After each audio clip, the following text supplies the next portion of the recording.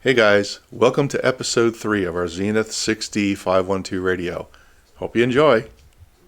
In this episode we're going to start the rewiring. So I've been on the fence talking to a couple of people that I usually go to for advice on this stuff, like what's the right course of action. And the right course of action on this radio is to definitely rewire it. And I'll tell you why. Here's our filter cap.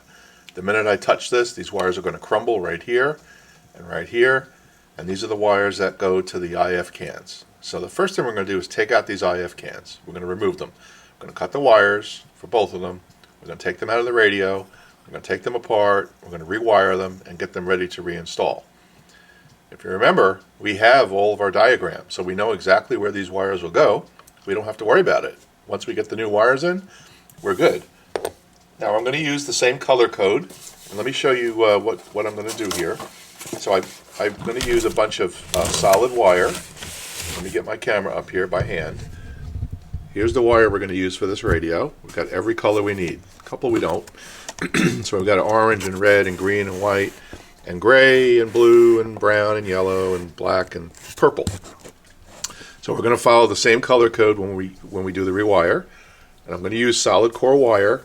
I think in this chassis it'll work out better. I could be very, very neat about how I run it, and I don't have to worry about a lot of noise. And I think I mentioned in the last episode, where the wires go is important. These radios, when they are built, the wires go in specific places. You can't just have wires all over the place, because then you would introduce noise into the set. So you have to try to mimic the wiring pattern as much as you can. Not every radio follows exactly the same pattern, but they knew exactly what they were doing when they ran these wires here.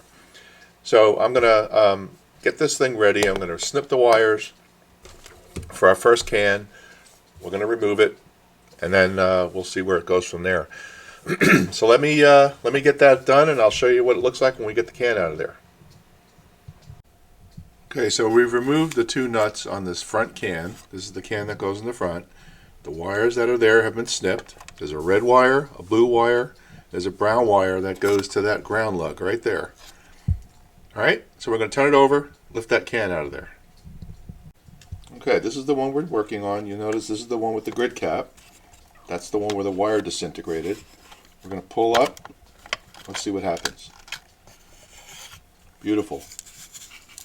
There's our coil. Easy. So now we're going to take this out of here, and I'll show you how we fix it, how we rewire it. I'm not going to do this one on camera. I can do this one separately. Same process, except this one has the lead for the grid cap. Alright, let me get this all set up and I'll show you how we do it. Alright, so like everything else, we want to take a little bit of caution before we can proceed. So I'm going to put a mark right here to show which side the grid cap comes out of. And I'm going to put a mark here to show where the coil should be placed. Okay, so I'm going to put a dot right there on the wax and a dot here. Okay, so I know when I put this thing in, I want it to face the same direction. Okay, so with that done, we're going to need to cut off this cap. So we're not going to be able to get it out. So we cut that off and we save it for later. We take our nut driver and we remove this top screw very gently. We don't want that coil bouncing around in there. There's our screw, star washer. Then we're going to carefully pull this out.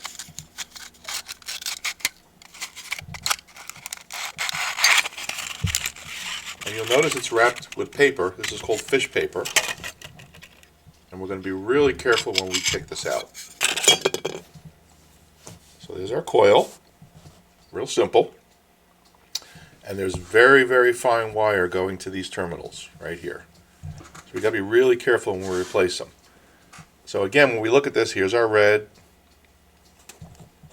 We got our blue right here. And then this is the one that goes to the ground lug underneath. So let's get this all set up. I'm going to show you how I actually replace the wires on these, so I'll be right back. Okay, so here's our coil. We're going to put that aside for a moment. What I've done is I've pre-cut the wires that I'm going to use. I'm going to use solid wire for the wires that come out of the bottom. And I am going to use a stranded wire for the one that comes out the top for the grid cap, only because that's going to get moved around a lot. The danger with solid wire is if you play with it a lot and move it, it could break inside, and it's impossible to troubleshoot a problem like that. So we want to avoid that on a wire that's going to get used more often than underneath. So we're going to take our stripping tool. We're going to strip a piece off here on the bottom, like so.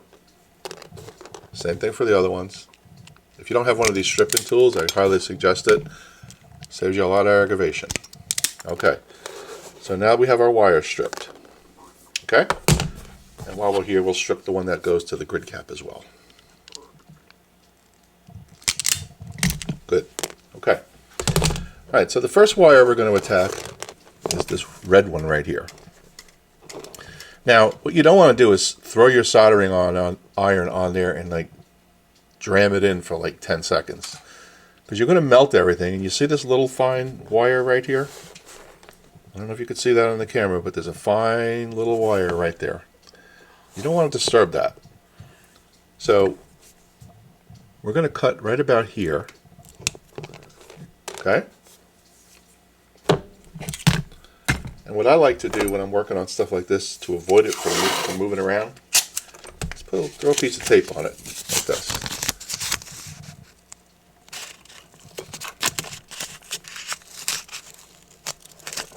That'll hold it down just enough so I don't get in the way and move it. I've got my soldering iron.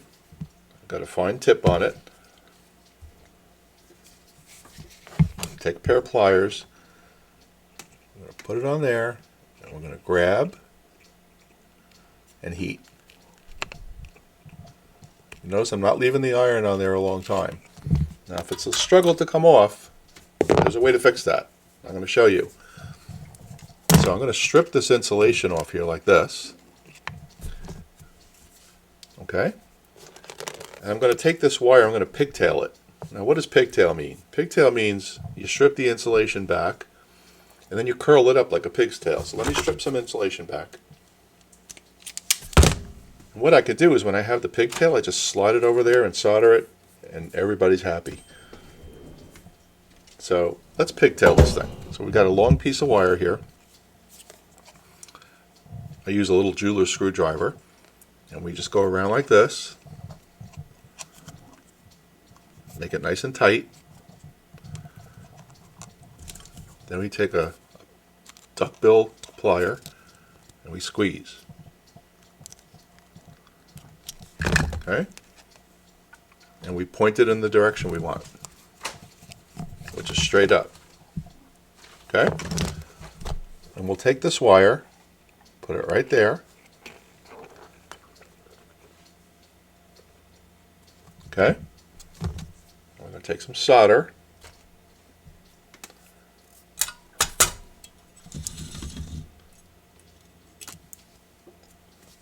I'm going to let the solder flow in the pigtail and attach to that wire. Not long, just enough to grab it.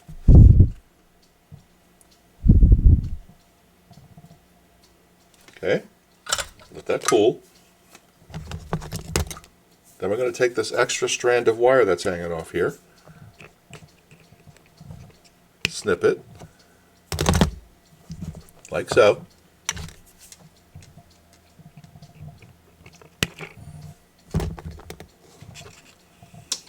Okay, so that part's done. So now we're going to take a piece of heat shrink tube, just to be safe.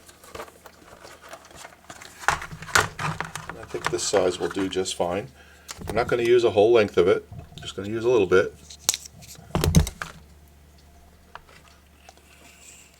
Put that over here for added strength, like so. Now this is where it gets tricky because this coil is wax. So we really don't want to put a hot air gun on there. So we're just going to melt this thing a little bit so it grabs it with our soldering iron.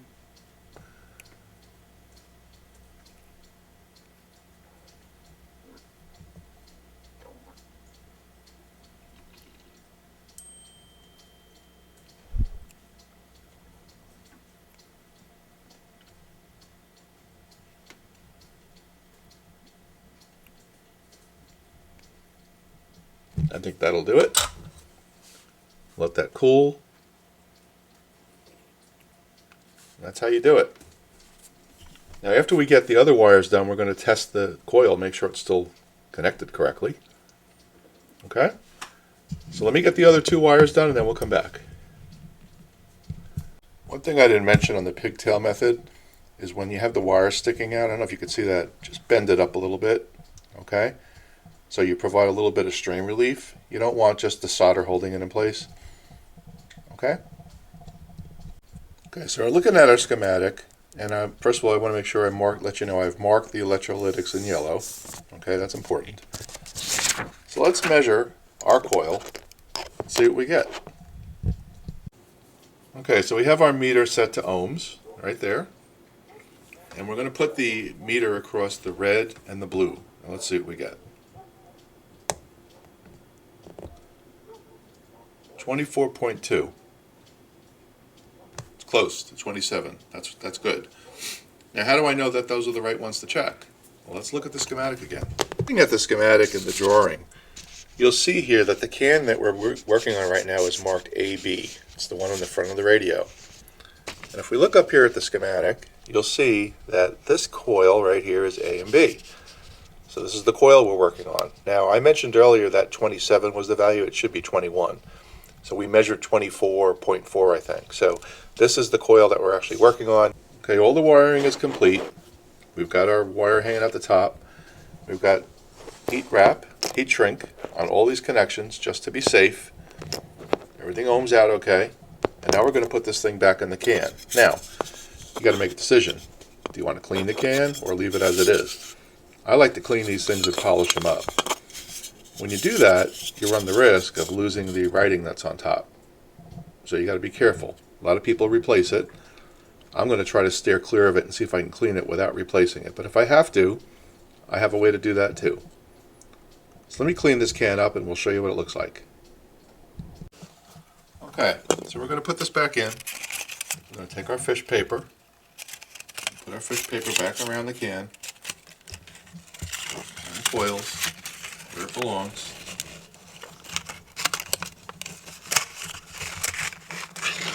Like so. And we want this wire, the green wire, to come out this side. It did not come out the side with the letters. So we're going to kind of fish that in there. I know you can't see this, but give me a second.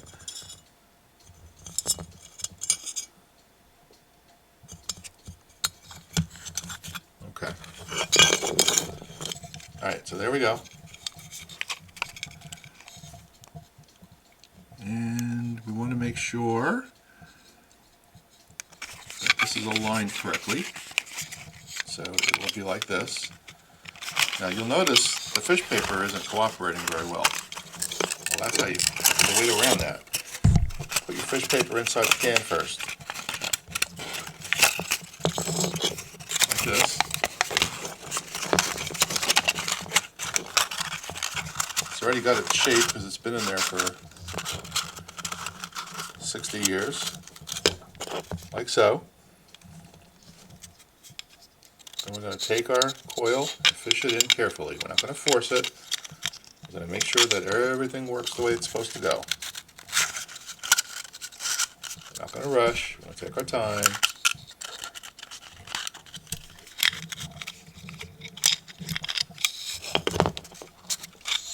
That's not working. I can edit this out and not show you this, but I'm going to show you because this is the reality of working on this stuff. Sometimes it doesn't all go back together so easy. You got to play with it. So we're going to try again with the paper on the outside.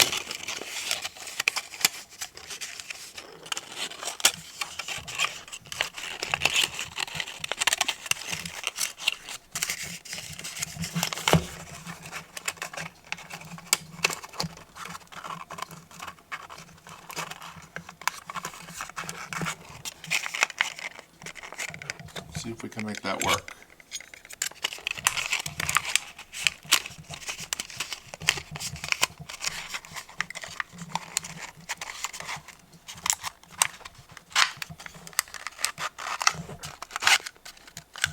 It's looking good. Got to align that hole on the top, like that. Make sure the paper is firmly down inside the can, where it needs to be.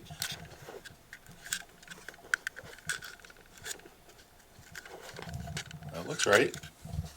I'm going to replace that screw and the washer on the top.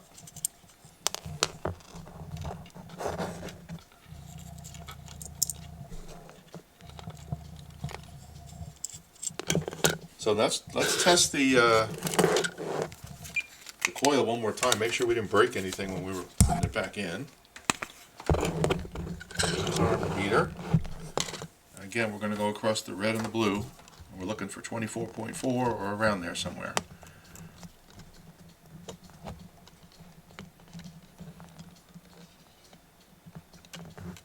Get on there, wire.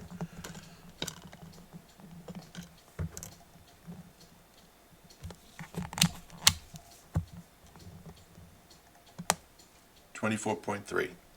There we go. Alright, so we can call this coil done. So there you have it. Coil is nice and clean, reinstalled, wires are good, ready for reinstallation inside the radio. Of course, we've got to add that grid cap on top here. We'll do that later. And we're not going to put it back in the radio yet, obviously, because we need to take the other components off and clean the chassis. So I hope this helped you a little bit on how to do it. I know I took some shortcuts here and didn't show you exactly everything. For example, wrapping the wire when you use the pigtail. I showed you that coming back around again. Okay, so that's it for this episode. What I'm going to show you now is our next project coming up. And I think you're going to be excited about this one. So let me get this uploaded, and we will see you later. By the way, when you work on stuff like this and you take components out, put them in a plastic bag so you don't lose them. Good advice. Okay, see ya. Everybody, here's our surprise. Here's the box I showed you in the last video. Let's see what was in there. Let's remove that and see. Wow, what do we have here? It's a 1937 Silvertone Egyptian T2 radio. Check this thing out. I'll give you a close-up. It's missing some knobs. We've got that covered. It's missing this knob. We have that covered. Plastic dial glass. We've got that covered. This thing is extremely rare. These things were made by Detrola in Detroit. And Silvertone had them in the Sears catalog. Very rare radio. So what we're going to do is restore it. There's no other radio like this on YouTube. That shows the restore process. Let me turn you around the back and show you what it looks like. Okay, around the back you can see it looks original. I haven't looked under the chassis yet, so I have no idea what's under there. Well, you can see it has a Rolla speaker. Rolla was very, very popular in the 30s. And there's a couple of tubes missing that they were taken out for shipping, so I have them. And you see we've got these looks like the goat shields. I'm not sure if they're goat, but we'll find out. It's got a transformer, obviously. And here's the centerpiece of the radio. It's a motorized tuner. So this radio in 1937 had motorized tuning. Now, from a Sears perspective, it's model 7242. And the chassis is 109.190. So we are going to do a restore on this in our next series. This will be a fun radio to restore. Like I said, there's not many of these or any of these on YouTube. Right here we have a label. It's all covered in dirt, so I haven't even read it yet. But it's an original label. So we're going to try to keep this thing as original as possible. The cabinet's in decent shape. It's got some marks here that we'll have to refinish. But this is what's coming up next. All right, guys?